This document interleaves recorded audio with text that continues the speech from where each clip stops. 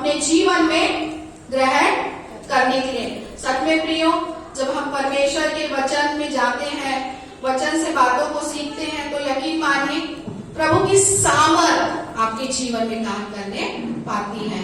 आमीन, hallelujah, hallelujah, hallelujah.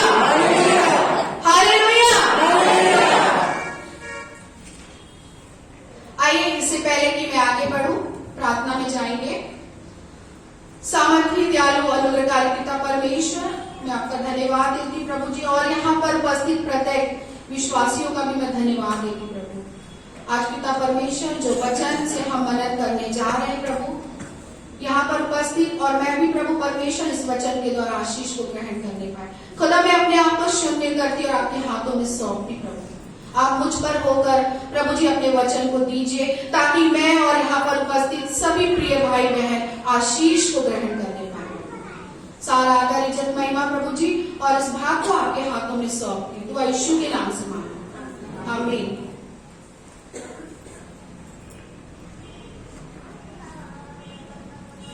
मेरे प्रियो, आज मैंने जो विषय चुना है वह है मरियम। मरियम के जीवन से उसके गुणों को हम आज जानेंगे, समझेंगे और सीखेंगे। किस परमेश्वर ने, किस प्रकार से परमेश्वर ने अपनी दृष्टि मरियम पर लगाई, और क्यों परमेश्वर ने मरियम को चुना, मरियम के ऊपर परमेश्वर की दृष्टि क्यों गई। तो आज हम, यदि मैं आपसे निवेदन करूंगी, यदि कई लोगों को यह रहता है कि वो अपने साथ में डायरी और पेन लेकर बैठते हैं, ताकि उसको नोट कर सके और बाद में अपने घर में जाके उस वचन को मनन कर सके। तो मेरे प्रियो, आज जो परमेश्वर ने मुझे वचन दिया है, मैं चाहूंगी यदि आप लाए हैं तो नोट कर सकते हैं, क्योंकि मरियम के जीवन से हमें बहुत कुछ सीखने को मिलेगा। निकाल लेंगे लूका 1 अध्याय और 2 अध्याय। आज मैं आप लोगों के सामने लूका 1 अध्याय और 2 अध्याय से बातों को करूंगी। बाइबल दर्शाती है कि मरियम एक खूबसूरत महिला थी, स्त्री थी। वह इजराइल के नासरत में रहती थी। वह बहुत ही अच्छी तथा प्रार्थना करने वाली स्त्री थी, और यह बात परमेश्वर भी जानते थे कि वह स्त्री अर्थात मरियम इजराइल के छुटकारा के लिए सदा प्रार्थना किया करती थी, और यह बात परमेश्वर को भाई। बाइबल इस बात को दर्शाती है कि मरियम की मंगनी यूसुफ नामक एक पुरुष से हो चुकी थी, जो दाऊद के घराने का ही एक युवक था। यह एक बात स्पष्ट है मेरे प्रियो कि वह अभी तक कुंवारी थी तथा वे बहुत प्रार्थना करने वाली स्त्री थी, तथा अपने देश की प्रार्थना के हित में तथा छुटकारे में वह निरंतर लगी रहती थी।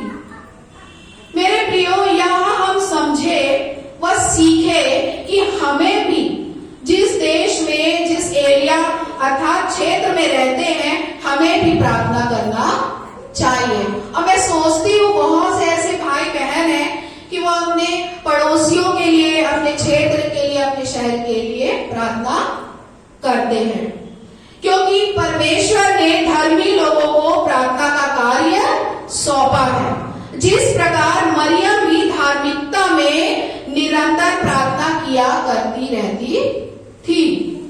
तब आगे हम देखते हैं कि परमेश्वर ने जिब्राइल स्वर्गदूत को मरियम के पास भेजा।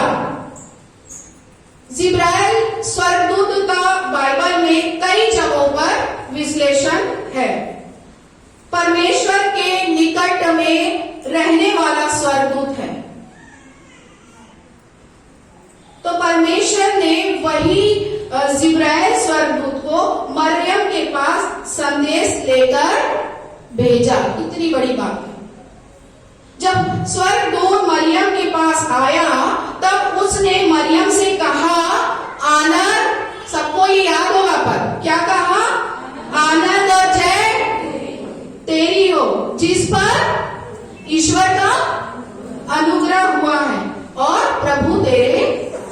साथ है। और इस प्रकार जिब्राइल स्वर्गदूत ने वहां मरियम से अभिवादन किया अर्थात नमस्कार किया। मेरे प्रियो, जब हम आपस में मिलते हैं तो एक दूसरे का क्या करते हैं? प्रेज द लॉर्ड बोलकर अभिवादन करते हैं। और उसी प्रकार से जिब्राइल स्वर्गदूत ने मरियम का अभिवादन किया।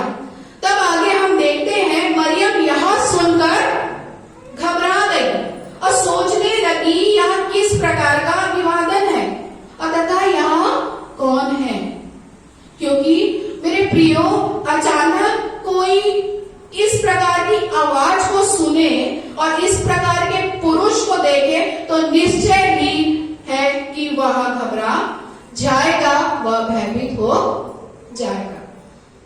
मान लीजिए यदि आप अपने घर में हैं, रात में सो रहे हैं और थके हुए हैं दिन भर के काम से, गहरी नींद में, और अचानक से कोई आवाज आपके कान में सुन पड़ेगी और कोई व्यक्ति आपके सामने खड़ा हो जाएगा, तो आप कल्पना करके देखिए कि आपकी प्रतिक्रिया क्या होगी। मैं तो सोचती हूँ कि वो तो या तो फिर अगर अच्छा हार्ट मजबूत होगा तो वो टिका रहेगा, वरना तो प्रभु यहाँ पर हम देखते हैं कि मरियम जो थी वो एक साधारण हमारी तरह स्त्री थी, बहन थी, और वो भी घबरा गई, भयभीत हो गई।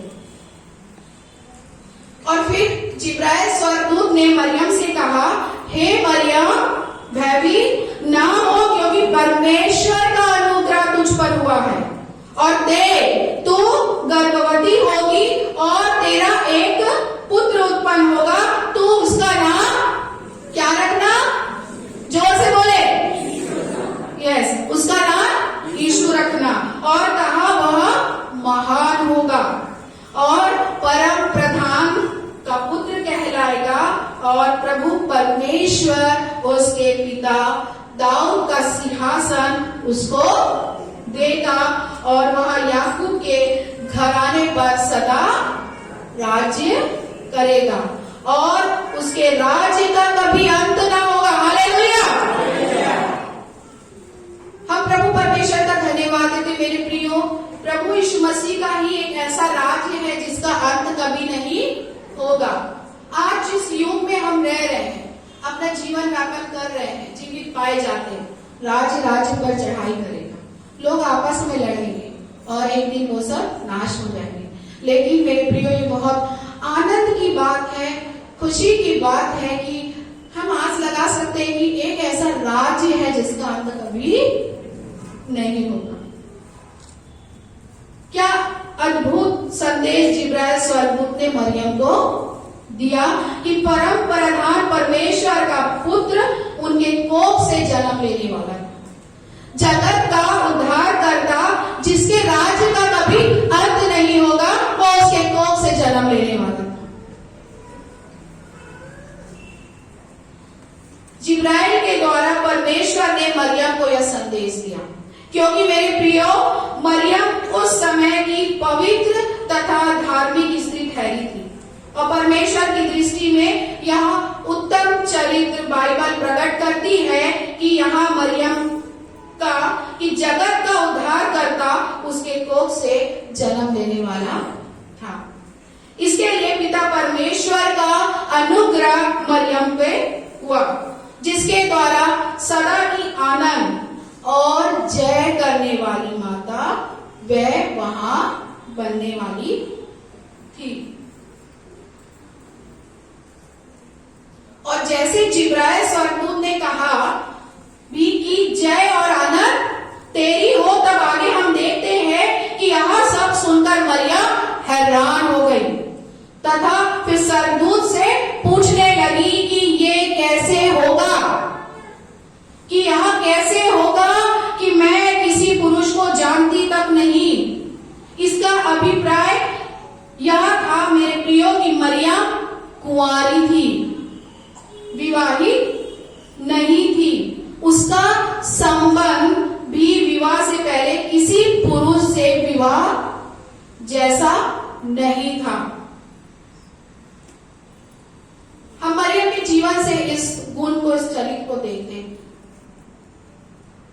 मेरे प्रिय, आज के समय में आप पाएंगे कि जो युग चल रहा है, जो दौर चल रहा है, वहां पर इस बात को हम नहीं देखते। जो नवयुवक है, नवयुवती है, वो यहाँ पर अपने आप को जांचे और परखे। उनके लिए यह प्रश्न है, आज के जवान बच्चों के लिए। और मेरे प्रियो, ये बात तो भी समझे कि जो ये तो खैर जवान बच्चों की बात है, हम मसीह में प्रभु हमारी सहायता करें, क्योंकि शैतान तो यही चाहता है कि वो उनको उनके दिशा से क्या करे, भटकाए। विवाह के पहले जो विवाहित है, विवाहित नहीं है, विवाह के पहले विवाह के बाद भी ऐसी बातों को हम अपने जीवन में देख रहे हैं, क्योंकि शैतान बहुत चालाकी से इस बातों को विवाहित जीवन में और बसा बुसाए परिवार में डालने की कोशिश करता है। लेकिन प्रियो, हमें डरने की जरूरत नहीं है, क्योंकि जब परमेश्वर हमारी ओर है तो हमारा विरोधी कौन हो सकता है? कोई नहीं। हम प्रार्थना में लगे रहे, वचन को पढ़े, और ये सारी समस्याएं हमारे जीवन में एंटर भी नहीं कर पाएगी, छू भी नहीं पाएगी। और फिर हम आगे देखें कि वहां पर उसने कहा कि मैं किसी पुरुष को जानती भी नहीं। इसे यह स्पष्ट हो जाता है कि वह कुंवारी तथा पवित्र स्त्री थी, मन से भी और तन से भी। तब आगे हम यह देखते हैं कि यह सुनकर जिब्राइल स्वर्गदूत ने उसको उत्तर दिया और कहा कि पवित्र आत्मा तुझ पर उतरेगा और परम प्रधान की सामर्थ तुझ पर छाया करेगी और तू गर्भवती होगी। इसलिए वह पवित्र जो उत्पन्न होने वाला है परमेश्वर का पुत्र कहलाएगा। हालेलुया। और यह सत्य है मेरे प्रियो कि प्रभु यीशु मसीह पवित्र परमेश्वर के पवित्र पुत्र है तथा खुद ही परमेश्वर है, क्योंकि यही त्रिएक शक्ति की सामर्थ पिता, पुत्र और पवित्र आत्मा की जो उस घड़ी मरियम पर प्रकट हुई, क्योंकि वह प्रार्थना करती तथा शुद्ध हृदय रखती थी। इसलिए मेरे प्रियो, परमेश्वर की सामर्थ की छाया तथा पवित्र आत्मा का बल उस पे उतरा। हालेलुया। तब आगे हम देखेंगे, स्वर्गदूत ने उससे कहा, और देख, पढ़ लीजिए लूका 1 अध्याय और उसका 5 से 7।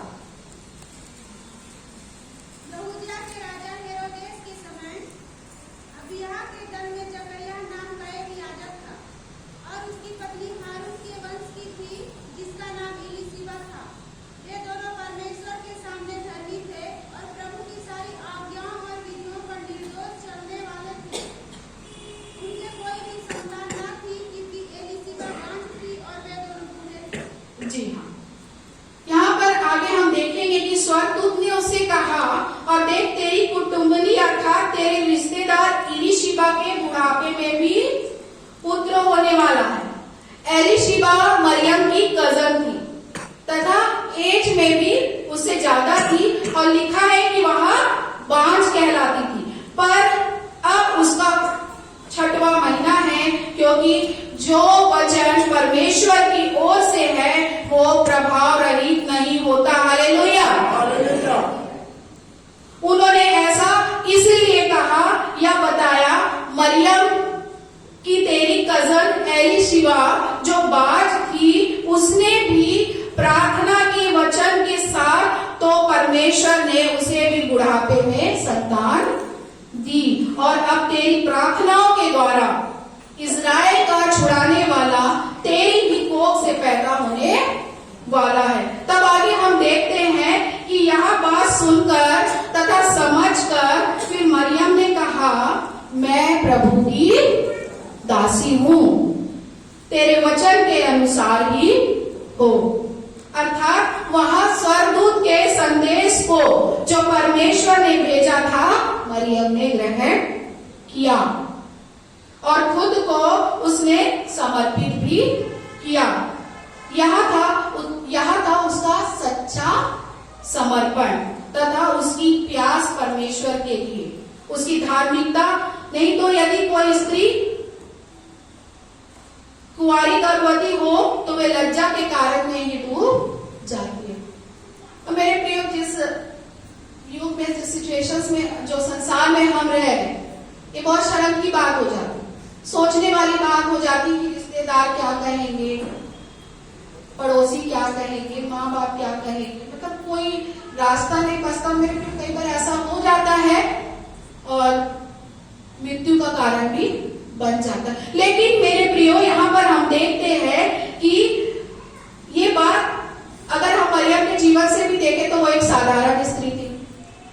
मरियम सिंपल चरित्र वाली बहन थी, और जब प्रभु का ऐसा अनुग्रह उस पर हुआ तो हम यहाँ पर देखेंगे, क्योंकि वो उस समय भी ये बातें होती थी, यदि शादी के पहले ऐसा कुछ हो तो बहुत चिंता वाली बात हो जाती। लेकिन यहाँ पर हम देखते हैं कि गर्भवती होती तो वह लज्जा के कारण डूब जाती, परंतु यहाँ यह उत्तम था मरियम में कि उसने अपनी लज्जा की परवाह ना करते हुए, अपनी मंगनी की परवाह ना करते हुए परमेश्वर के इस महिमाय कार्य के लिए खुद को समर्पित किया, जिसके लिए परमेश्वर ने भी उसे योग्य जाना था। हालेलुया। तब आगे हम देखते हैं, कुछ समय पश्चात जब वे गर्भवती हो गई, अर्थात मरियम, तब वह अपनी बहन एलिशिबा को मिलने गई। अब देखिए मेरे प्रियो, जब वो अपनी बहन से मिलने जाती है तो क्या होता है? जब उसने वहां जाकर एलिशिबा को पढ़ेंगे आप लूका 1 अध्याय और उसका 41 पद।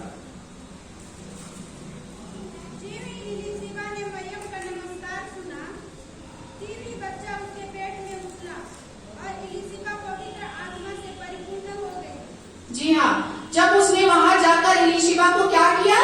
नमस्कार किया। जो ही एलिशिबा ने मरियम का नमस्कार लिया, त्यों ही बच्चा एलिशिबा के पेट में उछला और एलिशिबा पवित्र आत्मा से भर गई। और फिर उसने ऊंचे शब्द से पुकार कर कहा कि तू स्त्रियों में धन्य है और तेरे पेट का फल धन्य है। यह अनुग्रह मुझ पर कहां से हुआ कि मेरे प्रभु की माता मेरे पास आई है? और उसने कहा, देख देख, जो ही मैंने नमस्कार लिया तो ही मेरे पेट का बच्चा आनंद से उछल पड़ा। एलिशिबा मरियम को धन्य कहने लगी, क्योंकि वह उसी घड़ी पवित्र आत्मा से भर गई थी, जो कि उस घड़ी मरियम के कोख में प्रभु की सामर्थ से भी तथा मरियम के भीतर भी थी। मेरे प्रियो, यहाँ एक बात और सीखने और समझने को मिलती है कि जब मरियम अपनी बहन से मिलती है और नमस्कार करती, तो पवित्र आत्मा क्या होता है? तुरंत उस पर उतर आता, उसके नमस्कार को सुनता और वो आत्मा से परिपूर्ण हो जाता।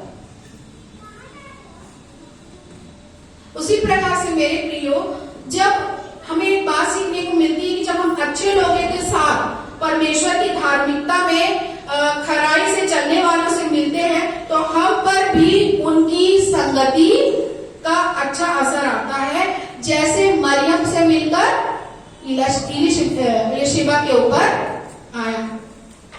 यहाँ पे एक बात और सीखने को मिलती मेरे प्रियो, मैं उदाहरण के रूप में आप लोगों को ये बताऊंगी। जब हम अच्छे लोगों की संगति करते हैं, जब प्रभु के लोग जो होते हैं, हम पाते हैं कि क्या होता है, कई बार हम बहुत दुखी होते हैं, परेशान होते हैं, तकलीफ में होते हैं, और ऐसे समय में हमको लगता है कि कोई हमसे बात करे, हमारे लिए प्रार्थना करे, हम उसके साथ अपने दुखों को बांटें। और जो लोग परमेश्वर की राह पर चलते हैं, जो सच्चे इंसान होते हैं, जो आत्मा से भी प्रभु की स्तुति गान करते हैं, जो हमेशा परमेश्वर के मार्ग पर चलते हैं, धार्मिकता और प्रार्थना का जीवन जीते हैं।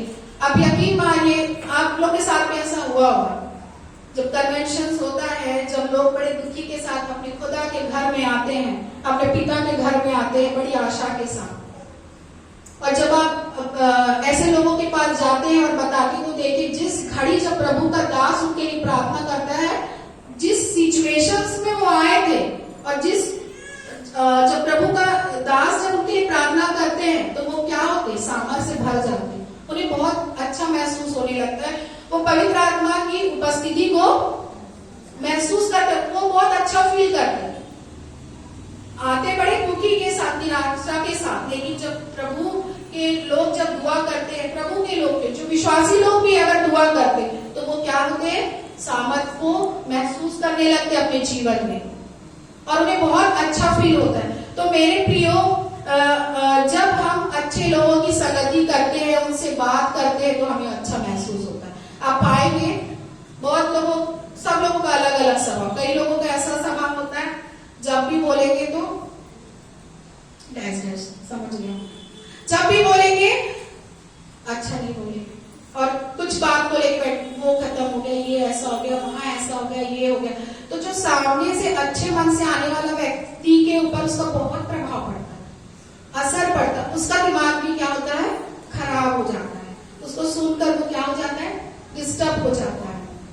और यदि आप, जो व्यक्ति हमेशा आनंद में रहता है, खुशी में रहता है, आप उससे आके मिले, बोले praise the Lord sister, praise the Lord brother, अब अच्छी अच्छी बातें करें, हाँ सिस्टर आप कैसी हो, घर में बच्चे कैसे हैं, सब अच्छे, तो उसका प्रभाव कैसे पड़ेगा, मन क्या हो जाएगा, आनंद से भर जाएगा, और फिर हम बड़े उत्साह के साथ बोलेंगे हाँ आज हमने बहन से मिला, उन्होंने हमने अच्छी बातें की, हमको बहुत अच्छा लगा, बहुत अच्छा फील करेंगे।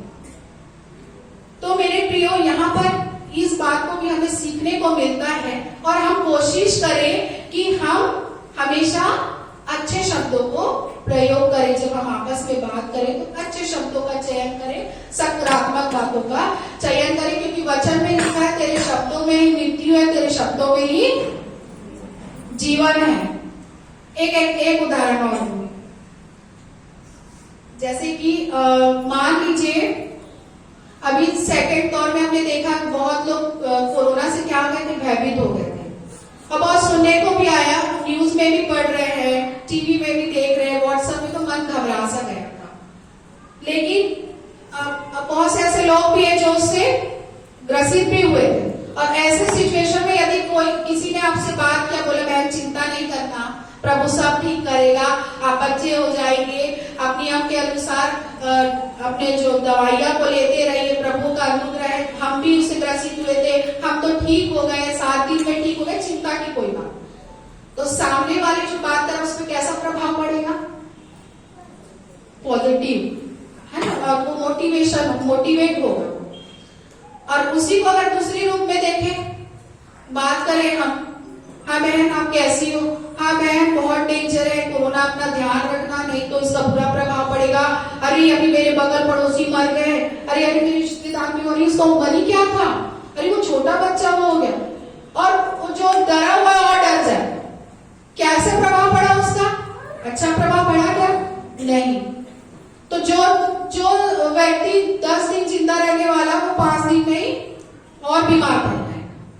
तो मेरे प्रियो, यहाँ पर मेरा कहने का अर्थ ये है कि जिस प्रकार से मरियम जब इलिशिबा अपनी बहन से मिलती है और ज्यों ही उसका नमस्कार शब्द को सुनती है तो बच्चा पेट में उछल पड़ता है, वो पवित्र आत्मा की सामर्थ से भर जाता है। ऐसा क्यों होता है, क्यों, क्योंकि वो धार्मिकता में बनी थी और तन और मन से परमेश्वर की सेवा करती थी, वचन पढ़ती थी, प्रार्थना में लगे रहते। और मेरे प्रिय, जितने यहाँ पर उपस्थित है सब प्रभु की संतान है, और परमेश्वर ने आपको भी ऐसी सामर्थ को दिया है।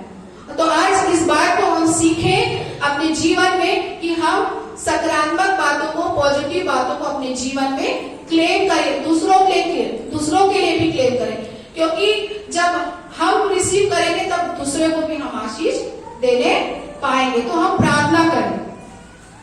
उसके बाद हम आगे देखिए,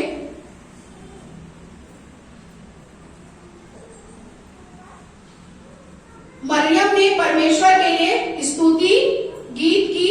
यह जो इस प्रकार था कि मेरी आत्मा मेरे उद्धार करने वाले से आनंदित हुई है। और जब हमने देखा, जब मरियम ने एलिशिबा को नमस्कार किया, एलिशिबा के कोख में भी जो यूहन्ना बपतिस्मा दाता थे, जो यीशु के आने से पहले उसका मार्ग तैयार कर रहे थे। एलीशिबा के जो कोख में था वो कौन था? यूहन्ना बपतिस्मा देने वाला। हालेलुया। तब आगे हम देखते हैं कि मरियम ने परमेश्वर के लिए स्तुति गान की, और जो इस प्रकार था कि मरियम कि मेरी आत्मा मेरे उद्धार करने वाले से आनंदित हुई। किस प्रकार मरियम स्तुति गान कर रही है? कि मेरे उद्धार करने वाले से मेरा आत्मा आनंदित हुआ, उसने अपनी दासी की दीनता पर दृष्टि की, अब लोग मुझे धन्य कहेंगे। और उसने यहाँ भी कहा कि उसकी दया उन पर होती है जो उसका भय रखते हैं। आमीन। यदि हम उसका भय रखते हैं तो प्रभु की दया हमारे जीवन पर बनी रहेगी। और उसने स्तुति गान करते हुए यहोवा परमेश्वर से कहा, उसने दीनों को ऊंचा किया, भूखों को अच्छी वस्तुओं से तृप्त किया, अपने उसने इजराइल को संभाल लिया। और इस प्रकार मरियम वहां स्तुति गान करने लगी। परिस्थितियां बहुत विपरीत थी, फिर भी मरियम ने परमेश्वर का आदर सम्मान किया और अपने आप को पूर्ण रीति से समर्पित किया। ऐसे सारी परिस्थितियों में भी उसने क्या किया? स्तुति गान किया। यहाँ पे हमें सीखने को मिलता है मेरे प्रियो, चाहे हमारे जीवन में कितने भी विषम परिस्थितियां क्यों ना हो, दुख में, सुख में, तकलीफ में, परेशानी में, गरीबी में, अमीरी में, बीमारी में, कर्ज में, हमें निरंतर अपने मुख से क्या करना है? स्तुति गान करते रहना चाहिए। ये गुण मरियम से हमको सीखने को मिलता है कि हर एक परिस्थितियों में हमें स्तुति गान करना चाहिए। और मेरे प्रियो, हमें देखा कि प्रभु के दास ने जब कन्वेंशन हुआ पहले दिन ही पवित्र आत्मा ने उनकी अगुवाई की। किस विषय पर उन्होंने प्रचार किया? प्रेज एंड वर्शिप, स्तुति गान के ऊपर। मेरे प्रियो, आप यकीन मानिए, स्तुति आराधना में इतनी शक्ति, इतनी सामर्थ है कि आपके सिचुएशंस को बदल देंगे। जब आप अपने घर में होते हैं, किसी भी परिस्थिति में क्यों ना, महिलाएं खाना बना रही हो, बच्चों को देख रही हो, काम कर रही हो, आप स्तुति गान करते रहिए। हर एक परिस्थिति में परमेश्वर की महिमा करते रहिए, आराधना करते रहिए। देखिए, आपका जो दुख है वो आनंद में बदल जाएगा। उदाहरण में देती हूँ आप लोगों को, उदाहरण के रूप में मैं बताऊंगी। जैसे पौलुस और सिलास कहाँ थे? वो बंदी गृह में। तो बंदी गृह में क्या वो प्लान कर रहे थे कि हमें यहाँ से कौन छुड़ाएगा, आगे हमारे साथ क्या होगा, हम कहाँ जाएंगे, कैसे करेंगे? उन्होंने प्लान किया क्या ये सब? नहीं। उन्होंने उस परिस्थिति को परमेश्वर के हाथ में देके बंदी गृह में भी उन्होंने क्या किया? स्तुति गान किया, आराधना किया। और क्या हुआ हम सभी जानते हैं। यरीहो की दीवार, शहर बना, सिर्फ स्तुति गान आराधना में वो ढहा दिया गया। दाऊद के जीवन से देखें, दाऊद क्या करता था? नाचूंगा, गाऊंगा, पगलों के समान, होश में न रहूंगा, मेरा प्रभु है महान। दाऊद भी निरंतर प्रभु की क्या करता था? स्तुति महिमा करता था, लोग चाहे कुछ भी कहें। तो मेरे प्रियो, ये है स्तुति आराधना की सामर्थ। इसको आप समझिए।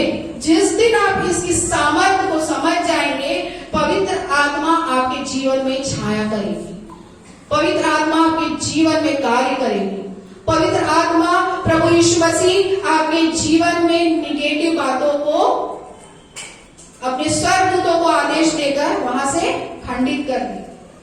बस मेरे प्रिय, आज मैं यही बताना चाहूंगी कि आप स्तुति गान आराधना निरंतर अपने जीवन से प्रभु को महिमा देते रहिए और आशीष को पाते रहिए और विजय को पाते रहिए और आगे बढ़ते रहिए। कोई कठिन काम नहीं है, कोई मुश्किल वाला काम नहीं है। मुंह प्रभु ने दिया है, आत्मा और सच्चाई से उसकी हम आराधना करते रहे, जिस प्रकार से हमारी हमने स्तुति गान किया।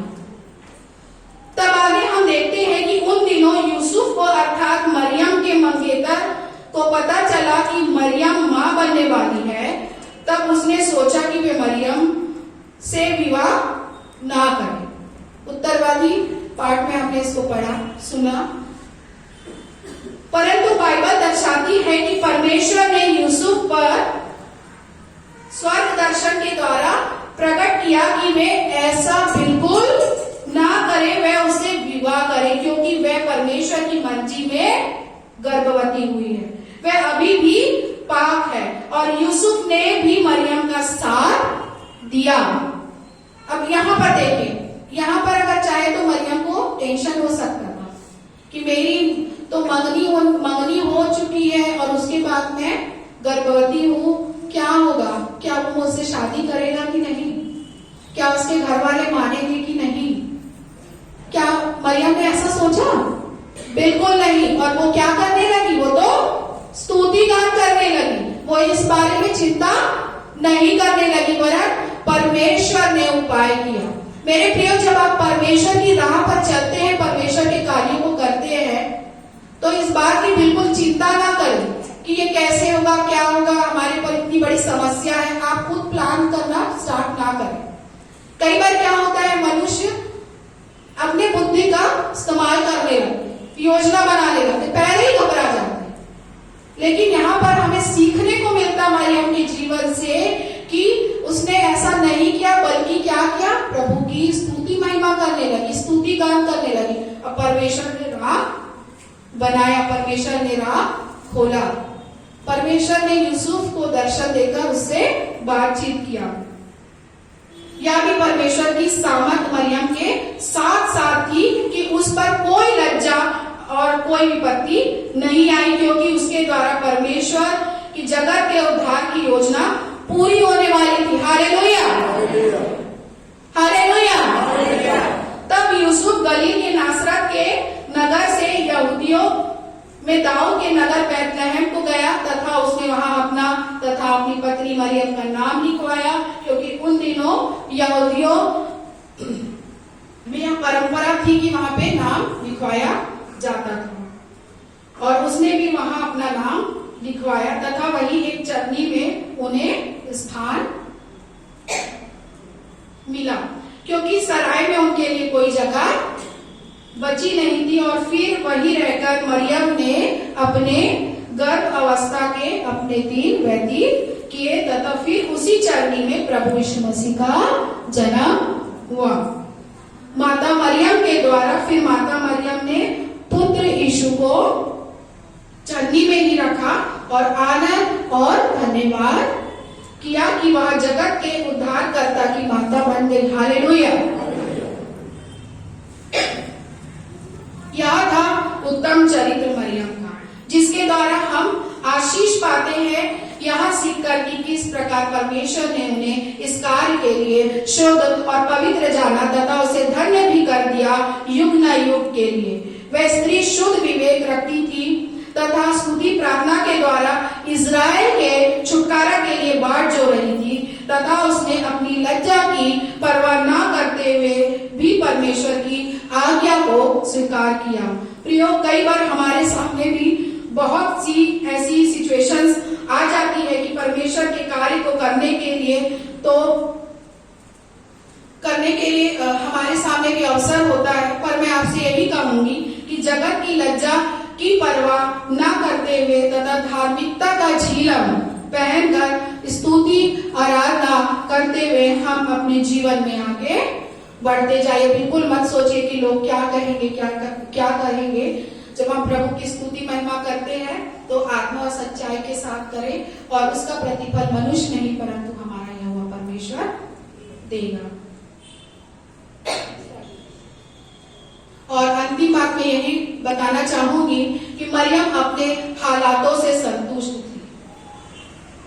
मरियम के जीवन में बहुत से ऐसे पल आए, लेकिन वो सब बातों में संतुष्ट थी। हमें ये भी सीखने को मिलता है, मेरे प्रिय, मरियम चाहती तो वो सोचती इस बात को कि उद्धारकर्ता को जन्म देने वाली है और ये सारी चीजें अद्भुत हो रही है, तो वो सोचती इस बात को कि मुझे अच्छी व्यवस्था मिलेगी, मेरा मान सम्मान होगा, लोग जय जयकार करेंगे, ये बातें उसके मन में आता। लेकिन इतनी विषम परिस्थितियों में आप जानते इस घटना को, सारी बातों में वो संतुष्ट थी और परमेश्वर की स्तुति गान करती रही।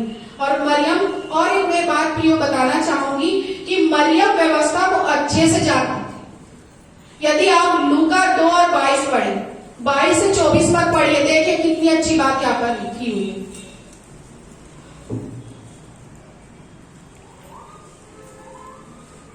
लूका 2 और 22, 23, 24 पद पढ़े।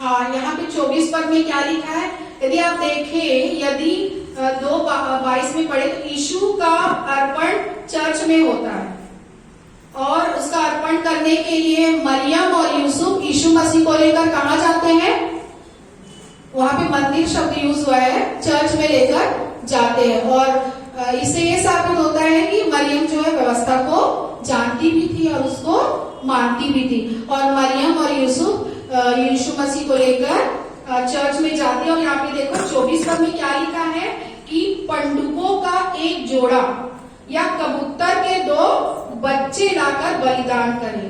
और मरियम ने व्यवस्था के अनुसार ऐसा किया, अर्पण किया, प्रभु यीशु मसीह का अर्पण किया। हमें भी व्यवस्था का क्या करना है, पालन करते रहना चाहिए, उसकी 10 आज्ञा को मानते रहना चाहिए। मेरे प्रियो, मैं प्रभु परमेश्वर का धन्यवाद देती हूँ कि परमेश्वर ने वचन के द्वारा हमसे बातचीत किया। और वो कहते हैं ना, छोटी मगर मोटी बातें, इंपॉर्टेंट बातें, छोटी बातों को सब इग्नोर करते थे, आगे देते। हमारे मन में कई बार ये बात आता है कि ये तो हम निरंतर पढ़ते रहते, इसमें कोई भेद की बातें नहीं छुपी। लेकिन आज हम प्रभु परमेश्वर का धन्यवाद दें कि इन साधारण बातों से भी बहुत से सारी चीजों को हमको सीखने को मिला। मरियम के जीवन से हमने क्या क्या सीखा कि मरियम जीवन में पवित्र साफ चरित्र वाली बहन थी। दूसरी, मरियम एक नम्र बहन थी। तीसरी बात, प्रभु की इच्छा के आगे अपने आप को समर्पण किया। चौथी बात, मरियम के शब्दों में सामर्थ था। पांचवी, कि प्रभु की स्तुति और आराधना किया करती थी। कितने भी विपरीत परिस्थितियां क्यों न था, परंतु उसने प्रभु का आराधना स्तुति किया। छठवीं बात, मरियम अपने हालातों में क्या थी, खुश थी, संतुष्ट थी। मेरे प्रिय, हमारे हालात कैसे भी क्यों ना हो, हमें भी सीखना है कि हमें संतुष्ट रहना है। और सातवीं और अंतिम बात, मरियम व्यवस्था को अच्छे से जानती थी।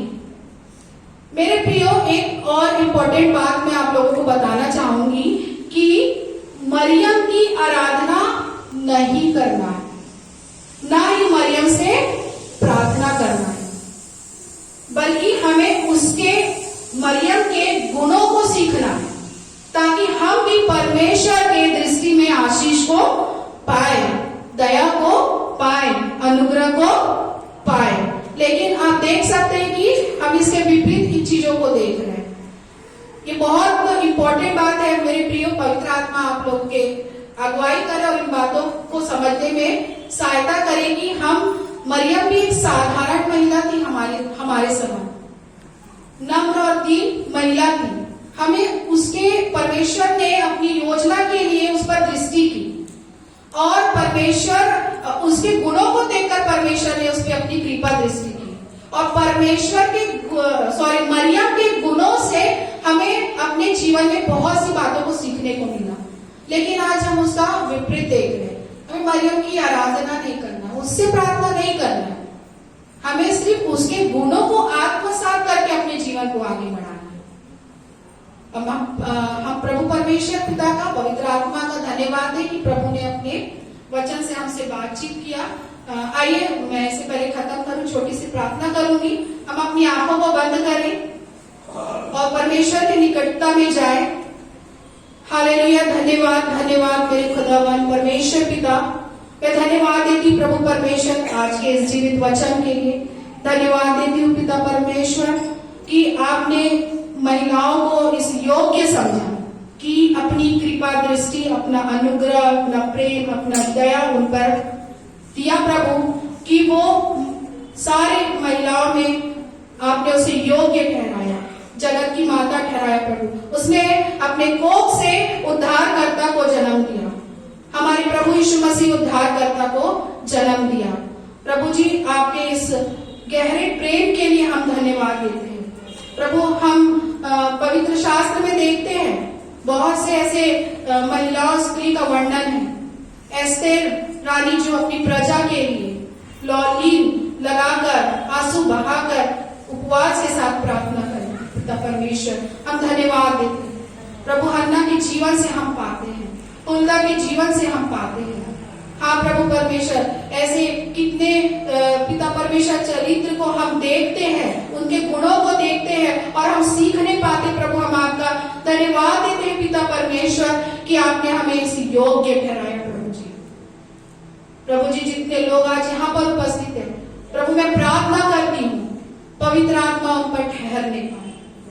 हाँ प्रभु परमेश्वर, हमारे शब्दों में वो सामर्थ्य प्रभु हम क्लेम करते यीशु के नाम से कि वो सामर्थ्य हम अपने जीवन में उसका सही उपयोग करने पाए। पवित्र आत्मा हमारी अगुवाई करे, हमारा मार्गदर्शन करे। प्रभु परमेश्वर, पवित्र आत्मा हमें हमारी सहायता करे कि हम दीन नम्र बने, हर एक परिस्थिति में हम संतुष्ट रहना सीखे। प्रभु परमेश्वर, ऐसा हमें बना दे प्रभु जी, ऐसा हमारे मन को कर दे पिता परमेश्वर, अपने सामर्थ्य से भर दे प्रभु परमेश्वर, ताकि प्रभु जी उस बहन मरियम के द्वारा, उसके गुणों के द्वारा हमने बहुत से बातों को सीखा और उन सारे गुणों को आज मैं यीशु मसीह के नाम से सारी बहनों के ऊपर, उनके अंदर क्लेम करती यीशु के नाम से राइट। हाँ प्रभु परमेश्वर, सारी बहनें आज यहाँ पर जो उपस्थित है आपकी सामर्थ्य से भर जाए प्रभु जी, उनकी अगुवाई करे प्रभु, क्योंकि उनके कांधों पर बहुत सी जिम्मेदारियां होती हैं। घर को सुचारू रूप से संचालित करना होता है, बच्चों की देखभाल करना होता है, नौकरी पर जाना होता है। प्रभु, बहुत से कार्यों को वो करती है प्रभु, और वो तभी करने पाती है प्रभु क्योंकि आप उनके साथ में रहते। प्रभु, हमें धन्यवाद देते। यीशु मसीह हमारे साथ रहते, पवित्र आत्मा हमारे दिन प्रतिदिन अगुवाई करता, हम उनका धन्यवाद देते हैं। सारे मेरे प्रिय विश्वासी जनों को प्रभु मैं आपके सामर्थ्य बलवंत हाथों में सौंपती हूँ। दुआ अपने उद्धार करता यीशु के नाम से मांगो, आमीन।